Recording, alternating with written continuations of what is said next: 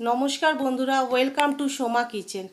আজকে আমি আপনাদেরকে এগ লাবাবদার রেসিপি করে দেখাবো, যেটা খেতে খুবই ভালো লাগবে। চলুন রেসিপিটা শুরু করছি। এখানে দেখুন আমি 5টা ডিম নিয়ে নিয়েছি, এগুলোকে আমি অর্ধেক করে করে কেটে নিয়েছি। আরেকটা প্লেটে দেখুন আমি 2টো টমেটো নিয়ে নিয়েছি, টমেটোটা কেটে নিয়েছি। আর কিছুটা আমি এই 12 থেকে 14টার মতো কাজু নিয়েছি, এগুলোকে একটা মিক্সি জারে আমি পেস্ট বানিয়ে নেব। ঢেলে দিলাম মিক্সির জারে। এবার একটা স্মুথ পেস্ট বানিয়ে নেব।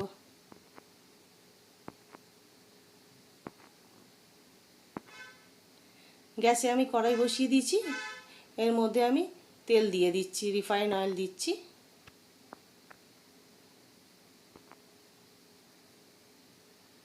তেলটা গরম হয়ে গেছে, এর মধ্যে এবার আমি গোটা গরম মশলা তেজপাতা দিয়ে দিলাম। কিছু সেকেন্ডের জন্য আমি ফ্রাই করে নিচ্ছি।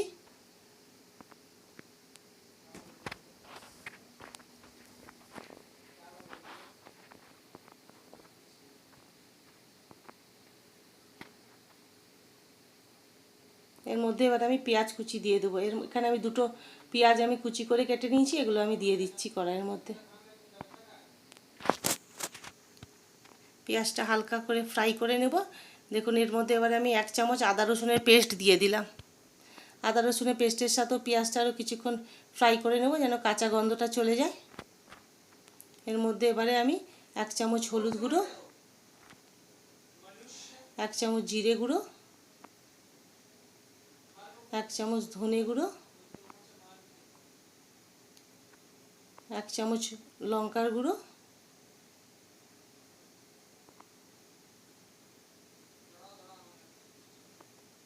1 চামচ কাশ্মীরি রেড চিলি পাউডার। সব মশলাগুলো ভালো মতো মিশিয়ে নেব।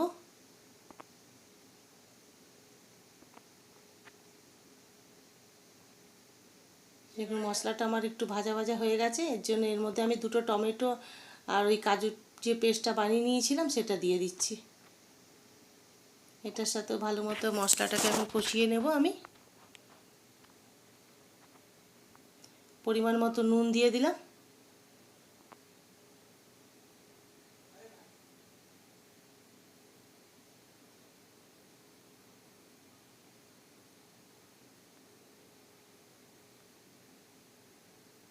ঢাকনা আমি ঢেকে দিলাম 2 মিনিটের জন্য, মশলাটা ভালো মতো কষিয়ে নেব। ঢাকনাটা আমি সরিয়ে নিলাম। দেখুন মশলাটা আমার সুন্দর কষানো হয়ে গেছে, এর থেকে তেলও বেরিয়ে গেছে।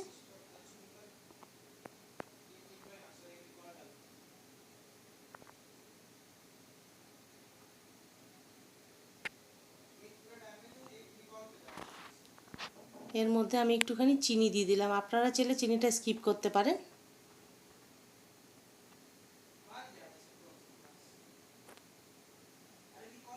এখন একটু আমি গরম মশলা 1/2 চামচ গরম মশলার পাউডারও দিয়ে দিচ্ছি।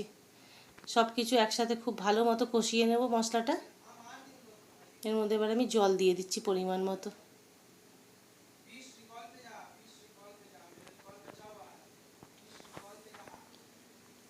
আপনারা যতটা গ্রেভি রাখবেন সেই হিসাবে জল দিয়ে দিবেন। এর মধ্যে এবার আমি যে ডিমগুলো কেটে নিয়েছিলাম ডিমগুলো দিয়ে দিচ্ছি। এই এগ লাবাবদার রেসিপিটা আপনি রুটির সাথে, পরোটার সাথে, নানের সাথে খুব ভালো লাগবে খেতে। একবার এরকম বানিয়ে যদি খান বারবার মনে হবে আমি যেন এরকমই রেসিপিটা বানিয়ে খাই। ডিমের ভালো মতো মিশিয়ে নেব মশলার সাথে ডিমগুলোকে।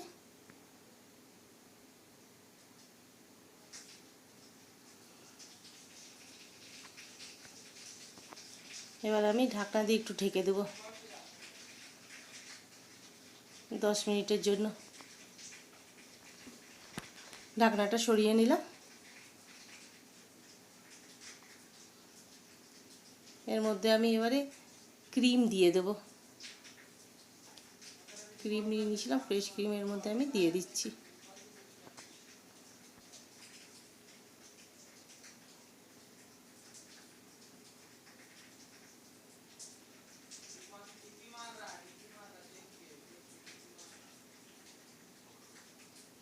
এর মধ্যে এবার আমি কাসুরি মেথি দিয়ে দেব।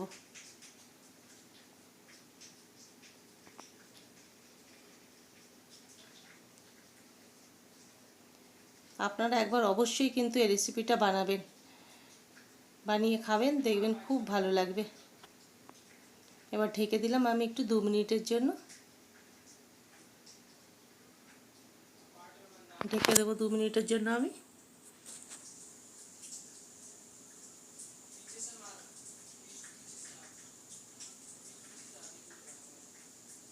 ঢাকনাটা সরিয়ে দেবো। দেখুন আমার হয়ে গেছে রেসিপিটা বানানো।